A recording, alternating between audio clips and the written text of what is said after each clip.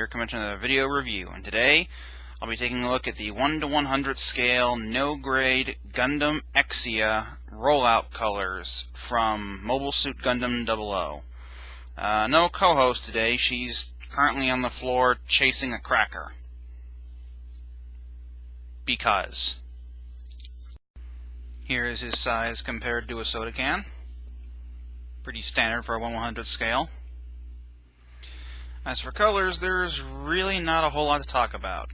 It's mostly a sort of off-white, extremely light gray, a medium gray, a dark gray, a very pale yellow, a much darker gray, some clear pieces, and then those rubbery sort of baby blue bits that have become rather famous with the Exia.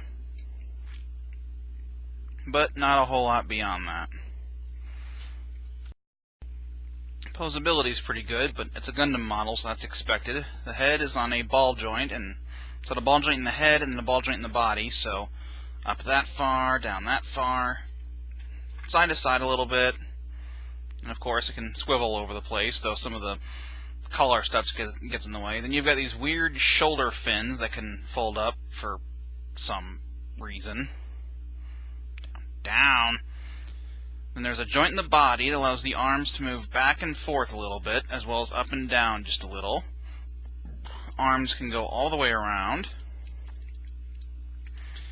Out that far at the shoulder. Shoulder armor can move a little bit, and I like how this rubber bit bends when you move the arm. Swivel just below the shoulder, goes all the way around.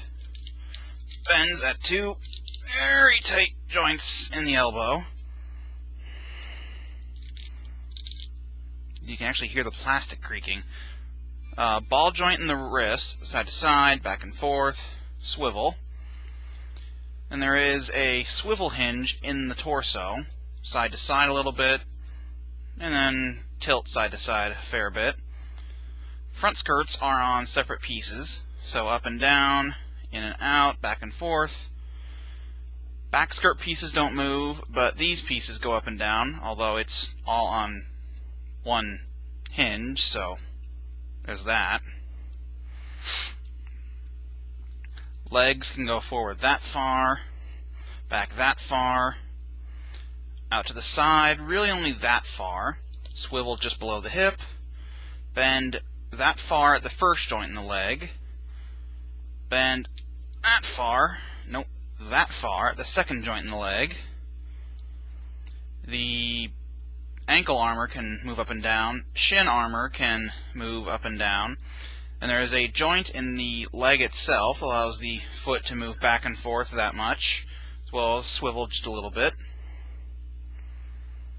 And there is a ball joint in the foot itself, so back and forth, side to side, swivel, and the toe can move up and down. So overall, pretty good poseability, but nothing really outstanding. So it does what it needs to. Accessories are what you'd expect. However, a couple of them break continuity, and I will go into that when we actually get to those. So, for starters, he has a secondary left hand, which is splayed out like this for action poses. Easy enough to switch out. Pop the ball joint out of this one, and then pop that one in. Easy peasy. Lemon squeezy. Come on. After that, he has 4 beam saber handles, and they are all identical. They're just simple little light gray pieces of plastic. Now he comes with 4 translucent pink beams. 2 long beams for the beam swords, and 2 short beams for the beam daggers. So you can give him a beam dagger, slot tab, put it together. You can hold that well enough. Just like that, but of course it's a little wibbly in his hand. Or you can give him a beam sword, tab, slot, put it together.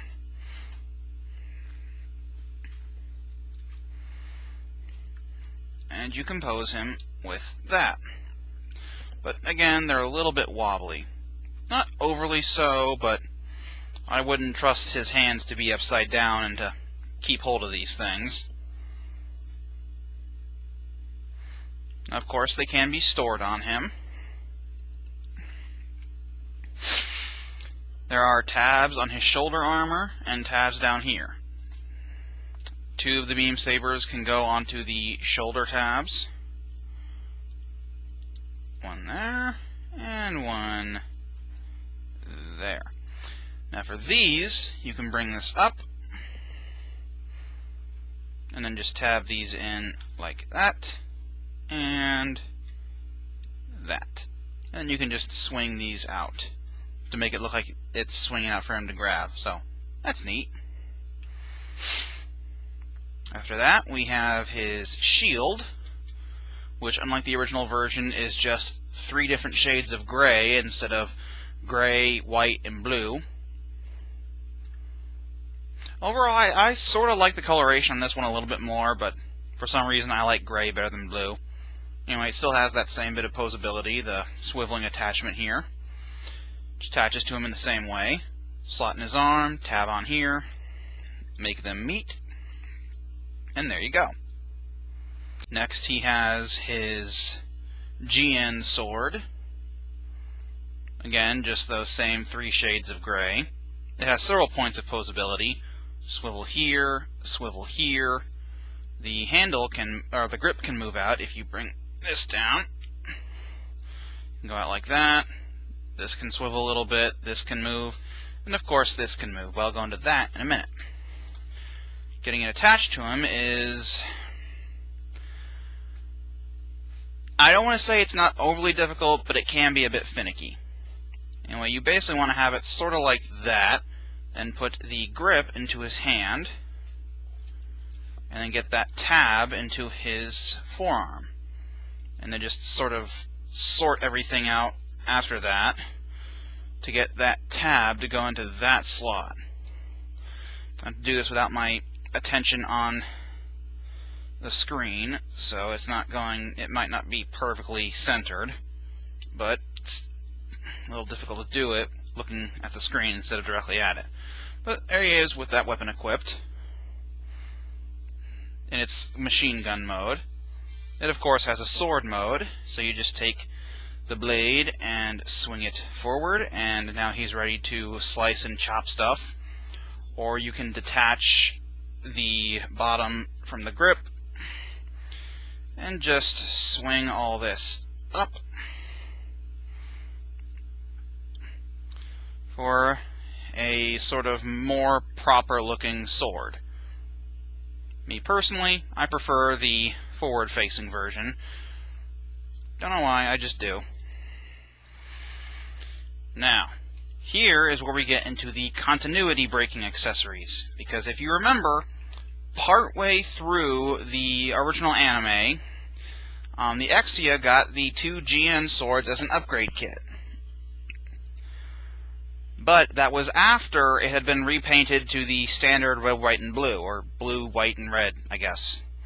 Meaning that this version of the kit should not have those 2 swords, the long sword and the short sword. And yet he does, in his colors. Maybe because the designers were lazy, I don't know. Of course, he has the long sword and the short sword. He can hold those just fine. They just sit in his hand, and unlike the beam sabers, they sit pretty securely. Of course, he could ostensibly hold both, but his big GN sword's getting in the way of that.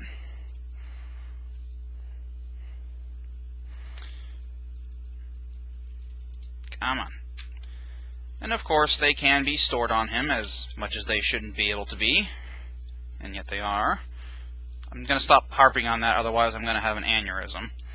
There are just these little white caps on the sides of his hips, hips. Just pop those caps off.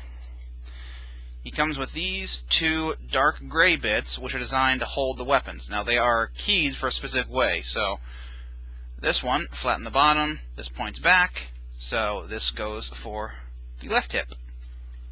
There are just 2 tabs that go into those slots. just like that, and then put the white cap back on. Easy enough. And just take one of the swords, and there is a tab right here, slot right there. Make them meet in the middle. Just like that. And then, of course, same procedure on the other side. Let's get his arm down. Just pop the cap off. Pop the, whoa. Storage piece in. Put the cap back on. And then put the sword onto the tab. I definitely like this way of storing the swords better than the way the... Come on. Ow! Darn it. Better than the way the 1/100th scale does it. The way it does it sort of makes them fall out too easily, but there he is with the swords he should not have stored, as odd as it looks. But I'm going to stop harping on that. But the continuity breaking aspects of it aside, it is still a very nice kit. Looks good, and it's a nice little piece. Although, as far as I can tell, it doesn't seem like it's being sold anymore, so I'm not sure what that was about, if it was some limited run or anything, but, I mean, I got my version pretty late into the game, but, yeah, I can't seem to find it anywhere, just out of curiosity. But that pretty much does it for my review of the 1/100th scale, no-grade Gundam Exia Roll-Out Colors. So, until next time, bye-bye.